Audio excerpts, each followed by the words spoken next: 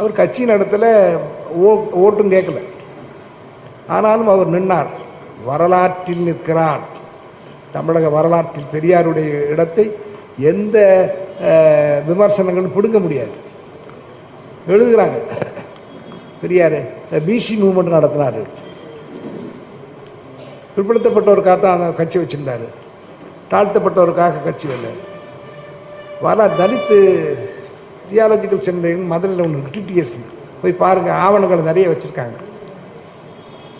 கீழவன்மணி விஷயத்தில் ஒவ்வொரு கட்சி தலைவர்களும் எடுத்த நிலைப்பாடு என்ன, பெரியார் எடுத்த நிலைப்பாடு என்னன்னு ஆவணங்கள் இருக்குங்க. அந்த அந்த நாட்களில் உள்ள செய்தித்தாள்களே வச்சுருக்காங்க, போய் பாருங்கள். அவர் எப்பவும் தெளிவாக இருந்தார்.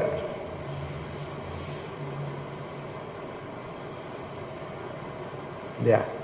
சமகாலத்திலேயே காந்தியை விமர்சனம் பண்ணார், சமகாலத்திலேயே மார்க்சியவாதிகளை விமர்சனம் பண்ணார். அவருக்கு சாதி ஒழிப்பு ஒன்றிலிருந்து தான் எல்லா விஷயங்களும் தொடங்குகின்றன என்பது அவருடைய தீர்மானமான எண்ணம். அதைத்தான் அவர் பார்த்தார். அந்த வகையிலே பெரியாரிய சிந்தனைகள் தேசிய இனப்பிரச்சனைக்கு வழிகாட்டுகிற சிந்தனைகள். அதனால தான் அவர் துக்க நாள்னு சொன்னாருங்க. ஒன்று எல்லாரும் கத்துனாங்க, தேசபக்தி இல்லாத வெள்ளைக்காரனுடைய ஏஜென்ட். திரும்ப திரும்ப சொன்னான், பார்ப்பான் இவர் வெள்ளைக்காரனுடைய ஏஜென்ட்.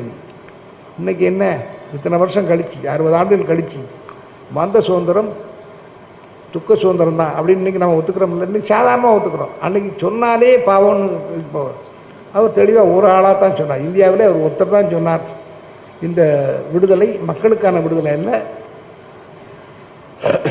அவர் என்ன சொன்னார், இன்னும் தெளிவாக சொன்னார், இது வடநாட்டு முதலாளிகளுக்கான விடுதலைன்னு. இன்றைக்கி நம்ம இந்த வேறு சொல்லல, கார்பரேட் நிறுவனங்கள். கார்பரேட் நிறுவனம் தமிழங்கையிலே இருக்குது. டாட்டா கையில், பிர்லா கையில், அம்பானி கையில், சிங்கானி கையில் தானே இருக்குது கார்பரேட் நிறுவனங்கள்.